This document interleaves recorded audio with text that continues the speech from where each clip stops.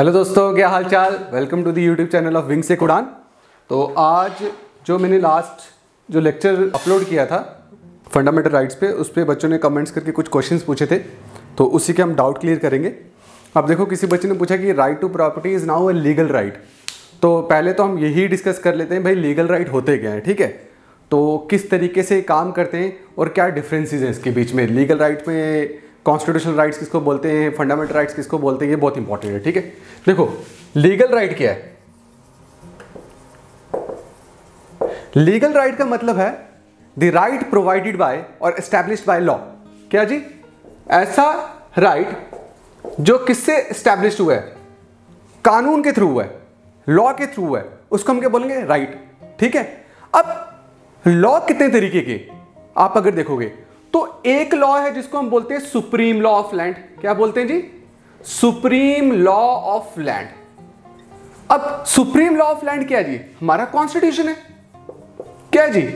हमारा कॉन्स्टिट्यूशन है supreme law of land, ठीक है। और दूसरा लॉ कौन सा है? Ordinary law. अब कॉन्स्टिट्यूशन से, जो कॉन्स्टिट्यूशन ने हमें राइट प्रोवाइड किए हैं, जो सुप्रीम लॉ ऑफ लैंड ने जो हमें राइट प्रोवाइड किए, वो दो तरीके के। एक कौन सा है जी? फंडामेंटल राइट,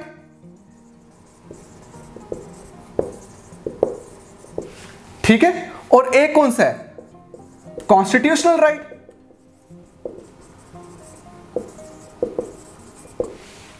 ठीक है। अब फंडामेंटल राइट्स कौन से हैं? जो part 3 of the Indian constitution में मेंशन्ड है ना, उसको हम क्या बोलेंगे? फंडामेंटल राइट्स बोलेंगे। कॉन्स्टिट्यूशनल राइट्स कौन से राइट्स हैं? जो फंडामेंटल राइट्स में नहीं मेंशन है, मतलब part 3 of the Indian constitution में नहीं मेंशन है, but they are part of the constitution. जैसे एग्जांपल कौन सी है? राइट टू प्रॉपर्टी, है ना। 1978 से पहले अगर आप देखोगे तो right to property was what? Fundamental right. But after 1978 right to property क्या बन गया? कॉन्स्टिट्यूशनल राइट बन गया, ठीक है।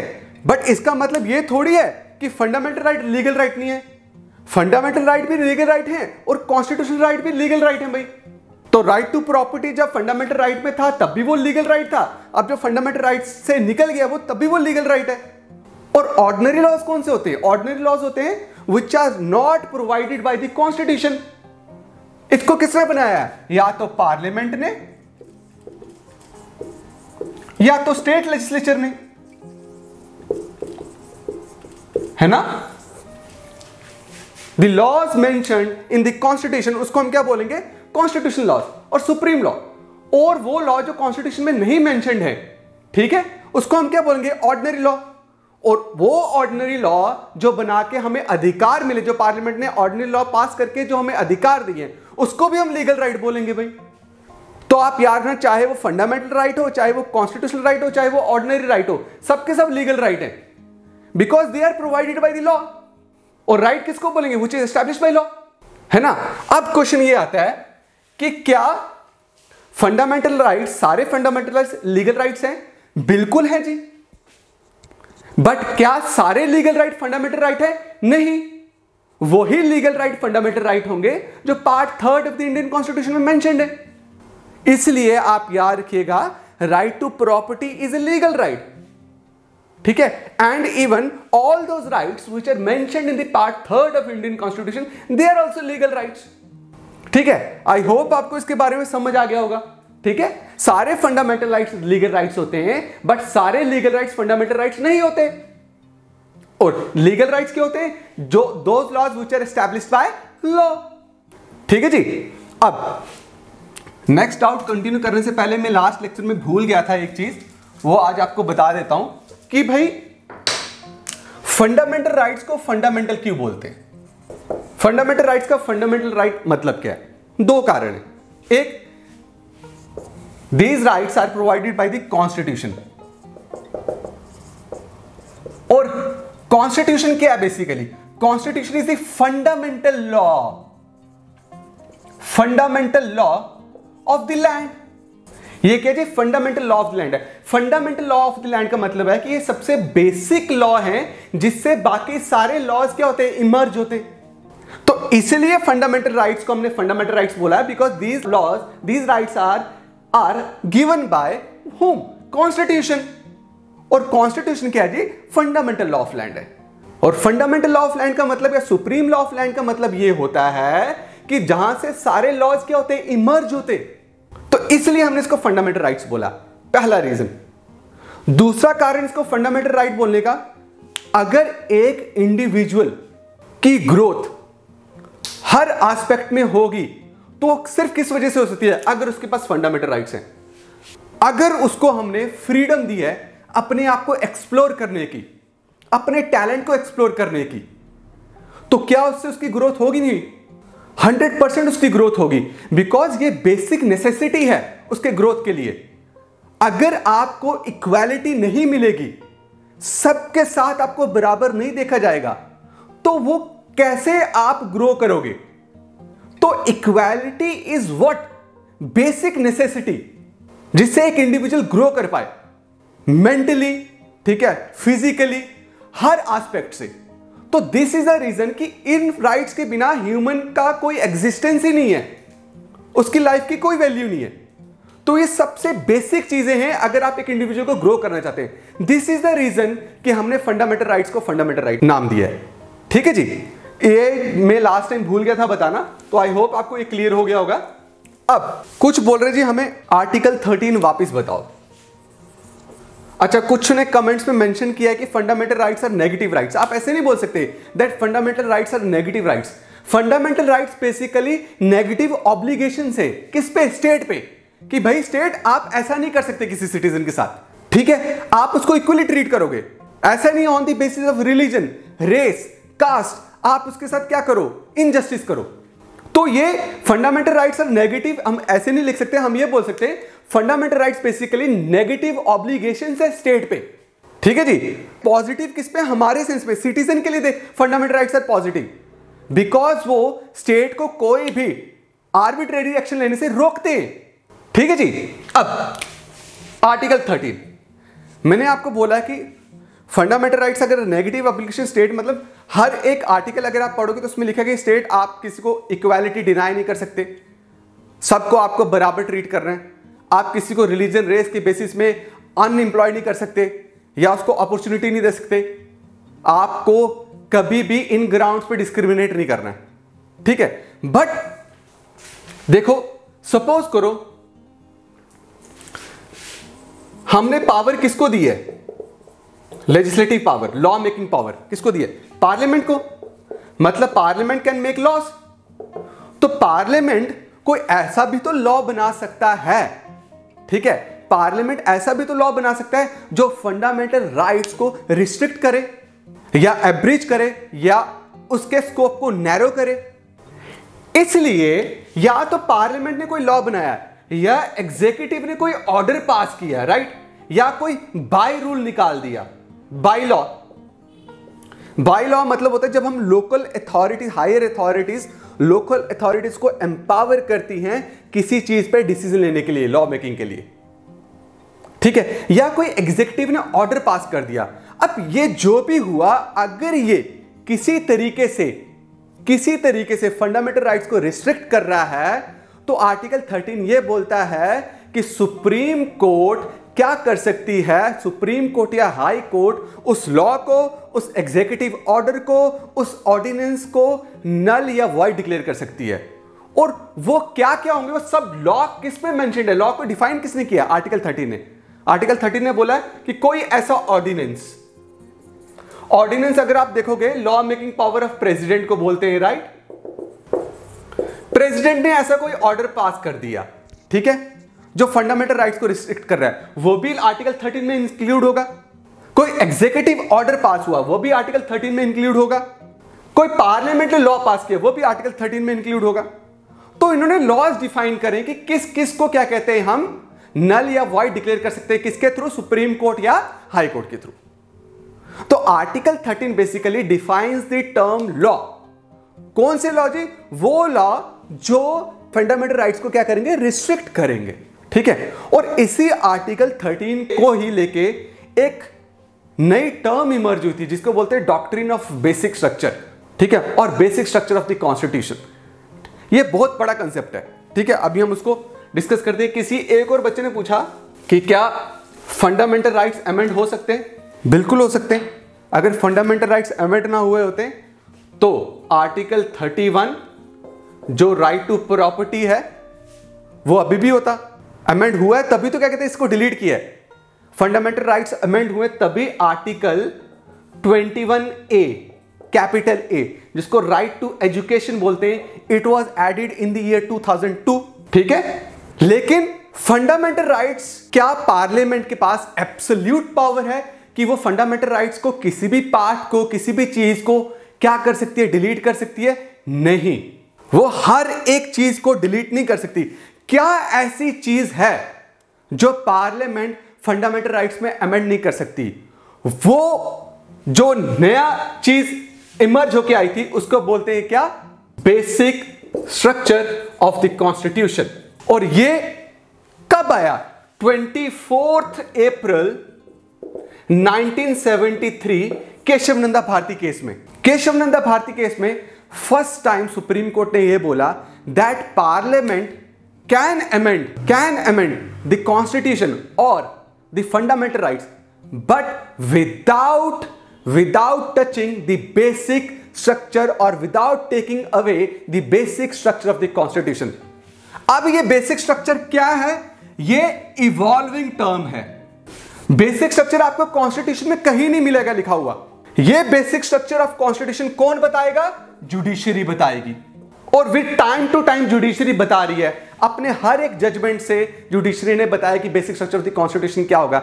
जैसे basic structure of the constitution बताओ, डेमोक्रेसी, रिपब्लिक, ये सबसे बेसिक आइडियाज हैं। अगर आप सोचो डेमोक्रेसी को इंडिया से निकाल दें, ठीक है, और डिक्टेटरशिप लिखे या कोई ऐसी form of government which is opposite to democracy, तो कंट्री के आइडियाज, कंट्री का तो बुनियाद ही सारी हिल गई, ठीक है। कंट्री नहीं रही, इंडिया नहीं रहा।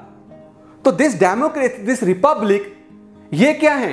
बेसिक स्ट्रक्चर है कॉन्स्टिट्यूशन के, जिसको आप कभी भी क्या नहीं कर सकते? एब्रिज नहीं कर सकते और या अमेंड नहीं कर सकते आप। अब फंडामेंटल राइट्स में बेसिकली सुप्रीम कोर्ट ने यह बोला कि फंडामेंटल राइट्स में, अगर मैं आपको बताऊं कि फंडामेंटल राइट्स में बेसिक स्ट्रक्चर कौन कौन से, या जो अभी जो एक दो मैं आपको बता पाऊंगा, दैट इज, अगर आप देखोगे हमारा है जी आर्टिकल 14। आर्टिकल 14 बोलता है इक्वालिटी बिफोर लॉ और इक्वल प्रोटेक्शन ऑफ लॉ, है ना। क्या बोलता है जी ये? इक्वालिटी बिफोर लॉ और इक्वल प्रोटेक्शन ऑफ लॉ। देखो, इक्वालिटी बिफोर लॉ एक ब्रिटिश कॉन्सेप्ट है और इक्वल प्रोटेक्शन ऑफ लॉ एक अमेरिकन कॉन्सेप्ट है, राइट। इक्वालिटी बिफोर लॉ क्या बोलता है कि ये एक equality before law basically element है किसका? रूल ऑफ लॉ का। और ये रूल ऑफ लॉ किसने दिया था? एवी डाइसी ने। किसने दिया था? एवी डाइसी ने, रूल ऑफ लॉ। इसमें एवी डाइसी ने यह बोला, यह प्रोपाउंड किया कि भाई आप तब तक किसी इंसान को या किसी सिटीजन को सजा नहीं दे सकते या पनिश नहीं कर सकते जब तक उसने किसी लॉ को नहीं तोड़ा होगा। मतलब यह है रूल ऑफ लॉ, कि लॉ का रूल क्या है कि आप किसी सिटीजन को तब तक पनिश नहीं कर सकते जब तक उसने किसी लॉ को ब्रीच नहीं किया होगा। और इसके अलावा दो और कंसेप्ट थे कि आप इक्वली ट्रीट करोगे, चाहे अमीर है चाहे गरीब है, कानून के नजर में सब बराबर हैं। अगर अमीर बंदे ने जो क्राइम किया वही क्राइम गरीब ने किया है तो कानून के नजर में दोनों को इक्वल क्या मिलनी चाहिए? पनिशमेंट मिलनी चाहिए। आप उनको ये नहीं ऐसे ट्रीट नहीं कर, डिस्क्रिमिनेट कर सकते, भाई अमीर है तो उसको हम छोड़ दे, ऐसा नहीं होना चाहिए, ठीक है। तो ये जो रूल ऑफ लॉ है ना, जो एवी डाइसी कंसेप्ट है, इसको सुप्रीम कोर्ट ने डिक्लेयर किया कि ये basic structure of the constitution है। क्या जी? ये बेसिक स्ट्रक्चर है, बेसिक बुनियाद है कॉन्स्टिट्यूशन को। इसका मतलब ये है कि you can amend the fundamental right but you can't amend this concept which is the basic structure of the constitution. और मैं एग्जांपल आपको दूंगा, आर्टिकल 32। देखो, आज सिर्फ ये जो बच्चों के डाउट्स है उसको क्लियर करने के रिलेटेड ये वीडियो है, ठीक है। आगे मैं आपको एक एक करके समझाऊंगा, जो जो मुझे डाउट्स है, मुझे लगे पहले वो क्लियर हो जाए फिर हम आगे मूव करें, राइट। देखो, आर्टिकल 32 क्या बोलता है? Right to constitutional remedies. क्या बोलता है जी? Right to constitutional remedies. ये आर्टिकल 32 ये बता रहा है कि आर्टिकल 14 से लेके आर्टिकल 30 तक जो भी एक सिटीजन को हक दिए हैं उसमें कुछ राइट्स हमने नॉन सिटीजन्स को भी दिए। अगर स्टेट वायलेट करती है, स्टेट क्या है जी? The term which I defined in article 12 in previous lecture, right. अब ये बोलते हैं कि राइट टू कॉन्स्टिट्यूशनल रेमेडीज ये बोलता है कि इसका इलाज कहां मिलेगा अगर आपके राइट्स वायलेट करती है स्टेट, ठीक है। तो ये आर्टिकल बताता है कि आपको इंसाफ कहां से मिलेगा। ये जो अनजस्ट एक्शंस स्टेट ने आपके खिलाफ लिए हैं, ये आपको कौन इंसाफ दिलाएगा, वो आर्टिकल 32 बोलते हैं। And supreme court declared that it is also a basic structure of the constitution. It is also the basic structure of the constitution. मुझे एक बात बताओ, अगर आर्टिकल 32 रहेगा ही नहीं, आपका स्टेट कोई लॉ वायलेट करता है, आपको कैसे पता चला मैंने कहां जाना है? इसके तो मायने नहीं है, इसके तो मायने नहीं है अगर ये आर्टिकल नहीं होगा। कौन सा? आर्टिकल 32। तभी इसको बोलते हैं heart and soul of the Indian constitution. Article 32 is called as heart and soul of the Indian constitution and it is basically basic structure of the constitution. और केशव नंदा भारती केस जो 24 अप्रैल 1973 को जो जजमेंट आई थी उसमें ये बोला, उसमें ही बताया था कि बेसिक स्ट्रक्चर बेसिकली क्या है। और ये टर्म इवॉल्विंग है with the passage of time, और चीजों को भी जुडिशरी क्लियर करेगी क्या चीज है basic structure of the constitution. ठीक है बच्चों, आई होप आपको ये चीज क्लियर होगी। अब एक और क्वेश्चन था कि भाई why article 13 was deleted, sorry article 31 which is right to property, why it was deleted. देखो, जैसे आप सबको पता है कि इंडिपेंडेंस जब हमें मिली तो हम तो डेवलप्ड कंट्री तो थे नहीं, अंडर डेवलप्ड कंट्री थे। तो जवाहरलाल नेहरू की उस वक्त क्या थी? गवर्नमेंट थी। तो अब हमने कंट्री को सबसे पहले क्या काम था कि हमने कंट्री को कहां ले जाना है? एक डेवलपिंग स्टेज की तरफ ले जाना है। अब टाइम आ गई कंट्री को डेवलप किया जाए। अब डेवलप कैसे होगा? अगर कंट्री का इंफ्रास्ट्रक्चर क्रिएट होगा, ठीक है, कंट्री के रिसोर्सेज बढ़ाए जाएंगे। तो कंट्री को क्या चाहिए थी? गवर्नमेंट को क्या चाहिए थी? लैंड चाहिए थी फॉर डेवलपमेंट। बट आर्टिकल 31 ने जमींदार, मैक्सिमम तब लैंड किसके पास थे? जमींदार के पास थी। उनको ये हक था सिटीजन्स को कि you can acquire, you can hold your property. जो जमीन आपके पास है वो फंडामेंटल राइट है, you can hold that property. अब गवर्नमेंट को पता था कि it is not easy to acquire that property. Land acquisition bills आए, ठीक है, जिससे उन्होंने क्या करना चाहिए? Land acquire. लेकिन लैंड एक्वायर कैसे करेंगे? अगर आप लैंड किसी की क्या करोगे? एक्वायर करोगे, तो वो तो बंदा सुप्रीम कोर्ट चले जाएगा। तो ऐसा ही हुआ, जमींदार सुप्रीम कोर्ट जाना स्टार्ट हुए, जमींदार सुप्रीम कोर्ट पहुंचे, ठीक है। जब जमींदार सुप्रीम कोर्ट पहुंचे तो उसके बाद इनको समझ आ गया कि भाई, गवर्नमेंट को समझ आ गया इट इज नॉट इजी, ठीक है, to take land from the zamindar. तो इन्होंने फर्स्ट अमेंडमेंट करा। कौन सा? फर्स्ट कॉन्स्टिट्यूशनल अमेंडमेंट एक्ट 1951, जिनमें इन्होंने 3 आर्टिकल्स इंट्रोड्यूस करे। आर्टिकल 31A, 31B, 31C, और एक शेड्यूल भी इंसर्ट किया गया जिसका नाम है 9th शेड्यूल। 9th शेड्यूल में यह बोला कि जो भी लॉज या रूल्स या एक्ट्स जो पार्लियामेंट बनाएगी रिगार्डिंग लैंड या जमींदारी सिस्टम, उसको हम कहां डालेंगे? 9th शेड्यूल में डालेंगे। और जो 9th शेड्यूल है, ठीक है, it is not open to judicial review. मतलब जो भी लॉ बनेंगे उसको वो सुप्रीम कोर्ट में चैलेंज नहीं कर सकता, कोई हाई कोर्ट में जाके चैलेंज नहीं कर सकता। बट फाइनली हमने 44th कॉन्स्टिट्यूशनल अमेंडमेंट, ये बहुत बड़ी कंट्रोवर्सी थी between parliament and supreme court regarding the amending power of the parliament. Parliament उस वक्त सुप्रीम होना चाह रही थी कि भाई मेरे पास पूरी पावर आ जाए, एब्सोल्यूट पावर आ जाए, किसको? कॉन्स्टिट्यूशन को अमेंड करने के लिए। बट साथ साथ सुप्रीम कोर्ट भी अपने जजमेंट से बार बार चैलेंज करती रही पार्लियामेंट को, और पार्लियामेंट को बोलती रही that you have power to amend the constitution but these powers are limited. ये एब्सोल्यूट पावर्स नहीं हो सकती, ये लिमिटेड पावर्स हो सकती है। फाइनली हमने 44th कॉन्स्टिट्यूशनल अमेंडमेंट एक्ट 1978 में अपने राइट टू प्रॉपर्टी को डिलीट करा और इसको बना दिया लीगल राइट। लीगल राइट का मतलब है कि भाई parliament by the authority of law किसी भी सिटीजन की लैंड एक्वायर कर सकती है। बट इसमें दो चीजें रखी कि भाई एक तो आप जिसकी लैंड एक्वायर करोगे फॉर डेवलपमेंट पर्पस, ठीक है, तो आप उसको कंपनसेशन दोगे। कंपनसेशन किस सेंस में? एक तो आपने जिस सिटीजन की लैंड ली है आप उसको पैसा दोगे और दूसरा उसकी होगी रिहैबिलिटेशन, उसको सेटल डाउन भी करोगे। अगर आप ये नहीं करते हो, ठीक है, तो ये चैलेंजिंग है किसमें? कोर्ट्स में। बट उस वक्त इसकी बहुत बड़ी रिक्वायरमेंट थी, किसकी? लैंड की, गवर्नमेंट को, फॉर डेवलपमेंट। तो finally after many amendments, this amendment के through what we did, right to property we deleted from the list of fundamental right, but it is still a legal right. मतलब you can challenge, you can go to the court अगर आपका property के साथ government कुछ क्या करती है, discriminate करती है। ठीक है जी, ये कुछ डाउट्स थे जो मुझे आपके क्लियर करने थे। इसके अलावा अगर आपको और भी कुछ डाउट्स होंगे तो प्लीज मुझे बताना। और ये भी बहुत डेप्थ में जा रहा हूं मैं, मुझे लगता है कि अकाउंट असिस्टेंट के लिए आपको इतने डेप्थ में जाने की जरूरत है, ठीक है। बट इसके अलावा आपको कोई प्रॉब्लम आएगी, कोई बात नहीं, अभी लॉकडाउन है, इतनी कोई टेंशन वाली बात तो है नहीं है, तो हम इजीली इसको क्या कर सकते हैं जी, कंटिन्यू कर सकते हैं काफी देर तक। अभी आप लगा लो कि आराम से आप you have more than 2 to 3 months इसकी प्रिपरेशन के लिए, ठीक है जी।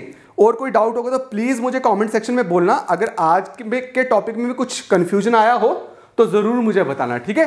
Thank you so much guys, thank you.